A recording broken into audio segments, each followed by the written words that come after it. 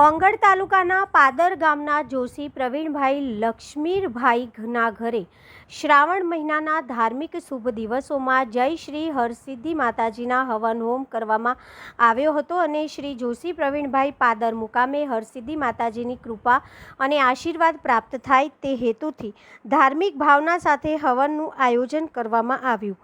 આ પવિત્ર પ્રસંગે હરસિદ્ધિ માતાજીની વિધિવત પૂજા અર્ચના કરવામાં આવી હતી તથા વૈદિક મંત્રોચ્ચાર સાથે હવન કરવામાં આવ્યો હતો।